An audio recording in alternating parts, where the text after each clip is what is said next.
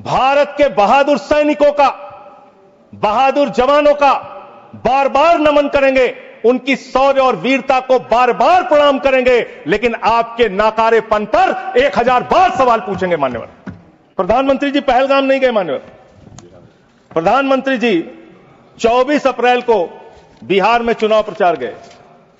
प्रधानमंत्री जी 1 मई को महाराष्ट्र, केरला और आंध्र प्रदेश में उद्घाटन करने के लिए गए। प्रधानमंत्री जी फिल्मी सितारों को संबोधित करने गए, फिल्मी सितारों को संबोधित करने गए, लेकिन जो लोग पहलगाम में मारे गए थे उनकी पीड़ा, उनका हाल, उनका दुख, उनकी तकलीफ जानने के लिए नहीं गए। ये बड़े परेशान है कि प्रधानमंत्री जी सदन में नहीं आए। प्रधानमंत्री जी अवतार हैं, वो अदृश्य रह के भी कहीं मौजूद हो सकते हैं, उनको आना नहीं होता शारीरिक रूप से, वो प्रकट हो जाते हैं, प्रकट हो जाते हैं। नॉन बायोलॉजिकल है सर वो, तो इसलिए प्रधानमंत्री कभी नहीं आते ऐसे मसलों पे। 18 घंटे काम करते हैं प्रधानमंत्री, लेकिन इतने गंभीर विषय पे दोनों सदनों के अंदर चर्चा हो रही है। 18 घंटे काम करने वाला प्रधानमंत्री 2 घंटे भी दोनों सदनों में क्यों नहीं है, यह सवाल हम लोग पूछना चाहते हैं। कल से कहा जा रहा है नहीं, हमने अपने आप सीज फायर डिक्लेयर किया, हमने अपने आप सीज फायर डिक्लेयर किया, इसमें किसी तीसरे देश का हस्तक्षेप नहीं है।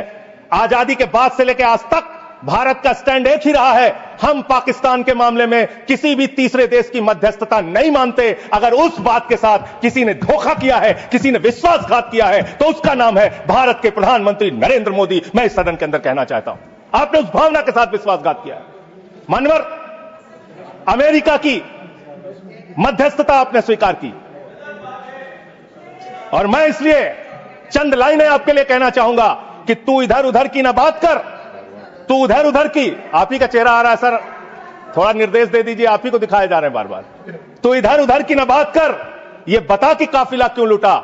मुझे रहजनों से गिला तो है, लेकिन तेरी रहबरी पर सवाल है, आपकी रहबरी पर, आपके नेतृत्व पर सवाल है, और यह सवाल बार बार पूछा जाएगा, यह सवाल बार बार पूछा जाएगा। 10 मई को भारत जो 144 करोड़ की आबादी का मुल्क है, भारत जो दुनिया का सबसे बड़ा लोकतंत्र है, भारत जो दुनिया की 5वीं बड़ी अर्थव्यवस्था है, उस भारत के मामले में सीज फायर का डिक्लेरेशन भारत की धरती से नहीं होता, अमेरिका की धरती से होता है। अमेरिका का राष्ट्रपति ट्रंप वो ट्वीट करके जानकारी देता है सीज फायर हो गया दोनों देश में, हो जाएगा। हमारी सेनाएं लड़ रही हैं, हमारी सेनाएं मैदान में हैं, और अमेरिका का राष्ट्रपति कह रहा है सीज फायर हो गया। क्या लिख रहा है वो अमेरिका का राष्ट्रपति? After a long night of talks mediated by United States, I am pleased to announce that India and Pakistan have agreed to a full and immediate ceasefire. Congratulations to both countries on using common sense and great intelligence. Thank you for attention to this matter.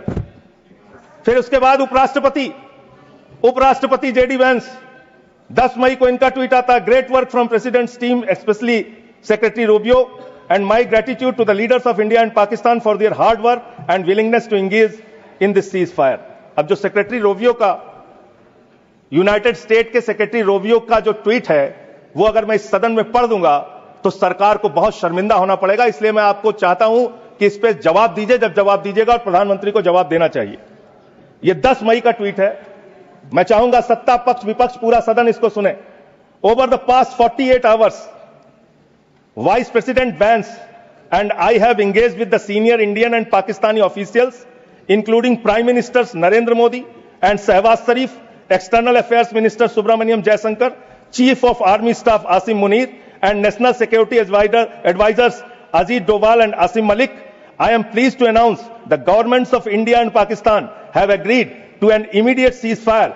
मान्यवर, मैं बड़ी विनम्रता पूर्वक इस सरकार से यह पूछना चाहता हूं कि ये सेक्रेटरी, यूनाइटेड स्टेट का सेक्रेटरी जो है रूबियो, वो कह रहा है 10 मई को कि पिछले 48 घंटे से प्रधानमंत्री नरेंद्र मोदी से, पाकिस्तान के प्रधानमंत्री शरीफ से, वहां के एडवाइजर आसिम मलिक से हम लोग बातचीत कर रहे थे।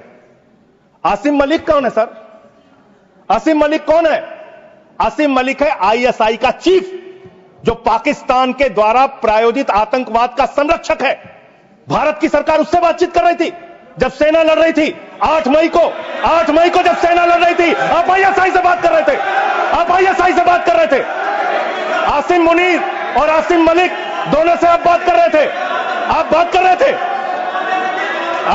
रहे थे आईएसआई से। हमारी सेना लड़ रही थी, आप आईएसआई से बात कर रहे थे। एक मिनट, आप शहीद से बात कर रहे थे। क्या पॉइंट ऑफ पाकिस्तान से बात कर रहे थे। एक point of order, I am not 10 मई को यह सीज फायर की डिक्लेरेशन होती है। 5 जून को कृपया बैठ कर लीजिए यार सर। कृपया बैठ 5 जून को पाकिस्तान को संयुक्त राष्ट्र संघ की एंटी टेररिस्ट कमेटी जो है उसका वाइस प्रेसिडेंट बनाया जाता है। हम जानते हैं इसमें अमेरिका की ही चलती है, अमेरिका के कहने पे बनाया। पाकिस्तान एंटी टेररिस्ट कमेटी का वाइस प्रेसिडेंट बन रहा है। वो पाकिस्तान जिसने 10 साल तक ओसामा बिन लादेन को अपने घर में छिपा के रखा, वो पाकिस्तान जहां मसूद अजहर है, वो पाकिस्तान जहां हाफिज सईद है, वो पाकिस्तान जिसने ताज पे हमला किया मुंबई में, वो पाकिस्तान जिसने संसद पे हमला किया, वो पाकिस्तान जिसने अक्षरधाम किया, वो पाकिस्तान जिसने उड़ी किया, वो पाकिस्तान जिसने पुलवामा किया, वो पाकिस्तान जिसने लाल किले पे हमला किया, वो पाकिस्तान जो हिंदुस्तान में आतंकवाद फैलाता है, पहलगाम की घटना को अंजाम देता है। आप कह रहे हैं वो पाकिस्तान आपसे गिड़गिड़ाया, आप मान गए। अरे मान्यवर, वो हमारी बहनें भी तो गिड़गिड़ा रही थी, वो आतंकवादी तो नहीं माने, आप कैसे मान गए? वो बहनें भी तो गिड़गिड़ा रही थी मान्यवर, वो भी तो कह रही थी आतंकवादियों के सामने कि मत मारो मेरे पति को, मत मारो, लेकिन मारा उन्होंने। आप कह रहे पाकिस्तान का डीजीएमओ बात कर गया, पाकिस्तान के डीजीएमओ ने कह दिया कि अब हम आगे कोई घटना नहीं करेंगे। आप मान गए उनकी बात? जिन्होंने संसद पे हमला किया, जिन्होंने लाल किले पे हमला किया, जिन्होंने मुंबई के ताज पे हमला किया, जिन्होंने अक्षरधाम पे हमला किया, जिन्होंने पहलगाम किया, जिन्होंने उड़ी किया, आप उनकी बात मान गए? पुलवामा किया, और पुलवामा मान्यवर, आप सेना के सम्मान की बात करते हैं मान्यवर। 19 जून को अमेरिका ट्रंप के लिए प्रचार करने मैं नहीं गया था मान्यवर। ट्रंप के लिए प्रचार करने महामानव गए थे, मैं नहीं गया था। अब की बार ट्रंप सरकार उन्होंने नारा दिया था मान्यवर। और ये 19 जून को क्या किया? उस ट्रंप ने 19 जून को क्या किया? 19 जून को उसने आसिम मुनीर को बुलाया, पाकिस्तान का आर्मी चीफ, उसको बुलाया सेना का, और उसको बुला के बंद कमरे में लंच कराया। लंच कराने के बाद नहारी खिलाया, हो सकता है नहारी खिलाया, और लंच कराने के बाद जब दोनों लोग निकले तो उस लंच में पता चला कि वो आसिम मलिक भी था, आईएसआई का प्रमुख जो था सर, वो भी था बातचीत में। जो इंडिया के अंदर जो आईएसआई आतंकवाद की घटनाएं देता है, जब को अंजाम देता है, वो भी था।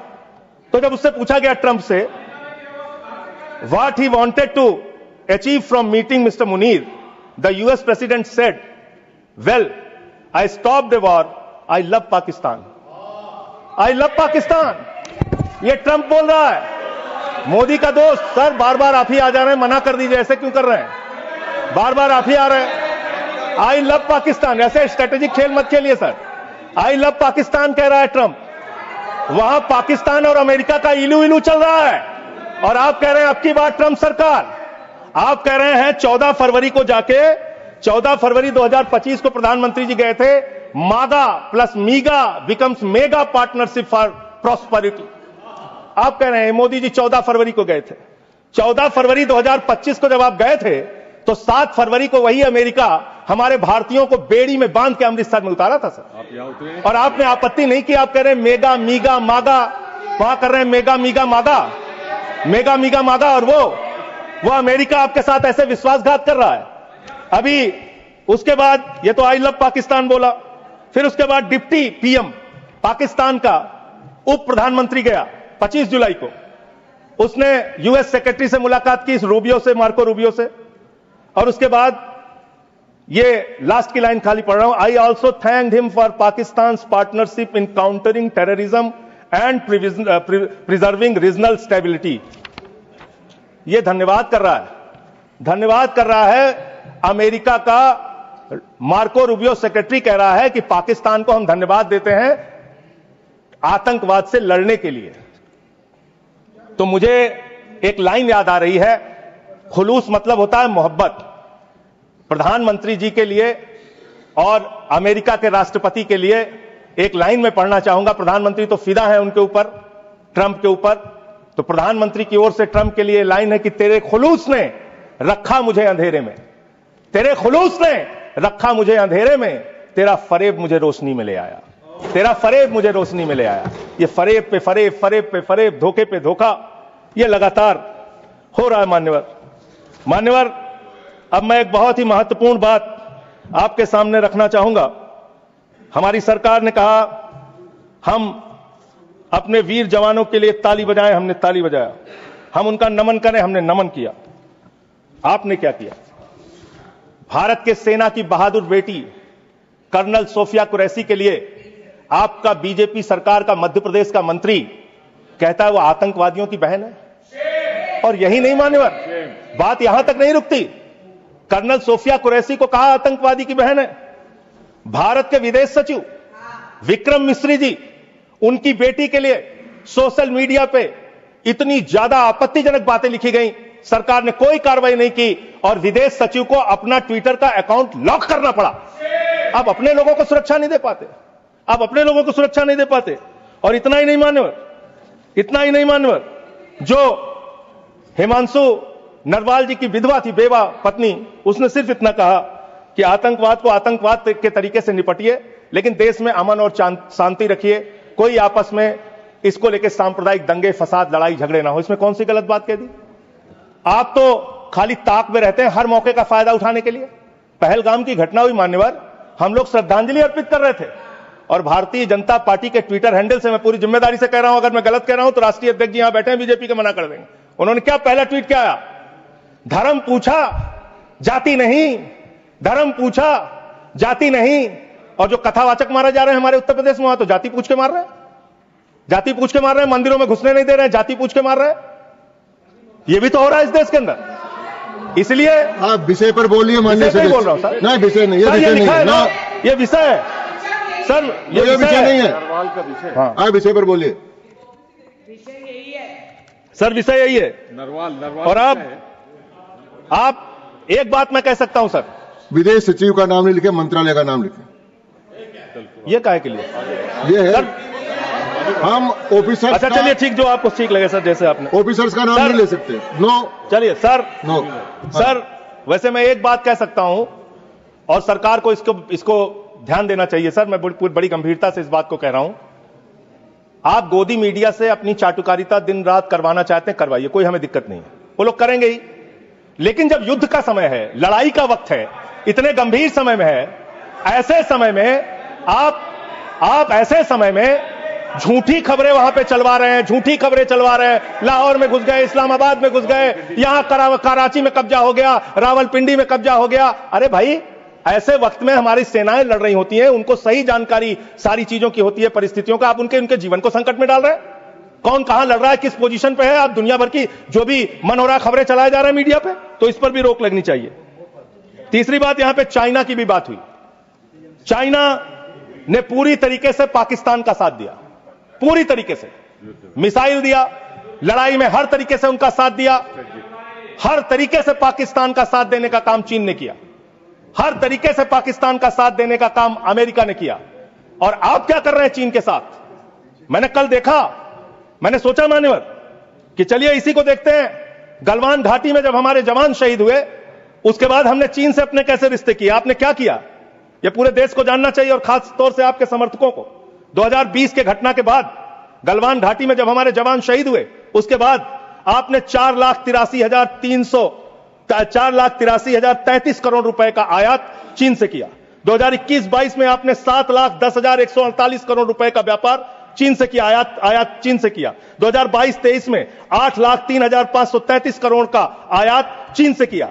2023-24 में 8,38,442 करोड़ रुपए का आयात चीन से किया। 2024-25 में 9,41,718 करोड़ रुपए का आयात चीन से किया। आज चीन को लाखों करोड़, 37 लाख करोड़ रुपए, पिछले 5 सालों में आपने 37 लाख करोड़ रुपए का सामान चीन से भारत में आयात किया। आप चीन को रुपया पे रुपया, लाखों करोड़ कमा रहे हैं। माननीय सदस्य, आप हर एक चीज में रोकेंगे सर, इसमें मैं तो ये आंकड़ा बिल्कुल ये रिलेवेंट नहीं है। आप ये रिलेवेंट है, मैं बता रहा हूं सर, मैं बता रहा हूं सर, इसको लीजिए आप सर।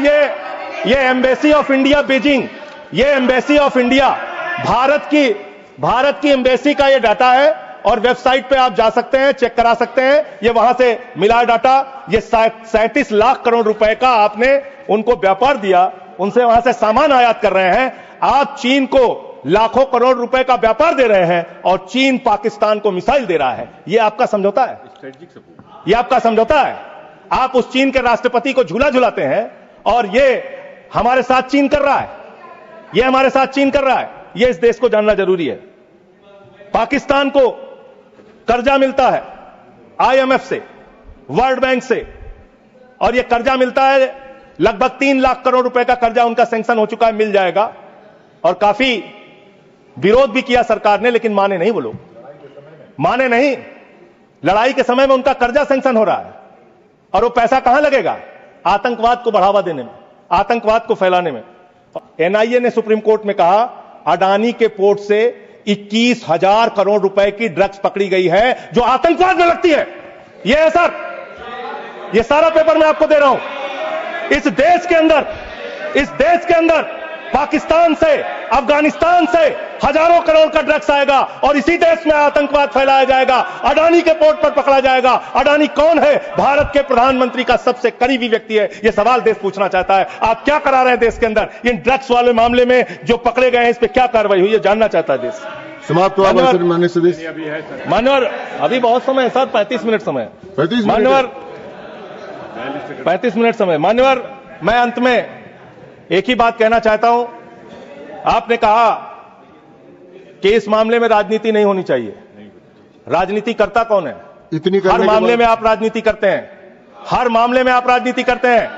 हर हमेशा विपक्ष को ब्लेम करते हैं, विपक्ष को देशद्रोही कहते हैं, विपक्ष को गद्दार कहते हैं। आप पूरी दुनिया में घूमते हैं, एक देश आपके समर्थन में नहीं आता, एक भी देश आपके पक्ष में खड़ा नहीं होता। लेकिन जब आपको जरूरत होती है, आप कहते हैं विपक्ष के लोगों पूरी दुनिया में जाओ और भारत के पक्ष में बोल के आओ। गए विपक्ष के लोग, हमारी भी पार्टी के 2 सांसद गए और हम सरकार का पक्ष दुनिया में रख कर आए। जब भी देश पे संकट होगा हम आपके साथ खड़े हैं। लेकिन लोगों को बांटने का काम, अपमानित करने का काम और रोज रोज इस तरीके से गद्दार कहने का काम बंद कीजिए। बहुत बहुत धन्यवाद। धन्यवाद।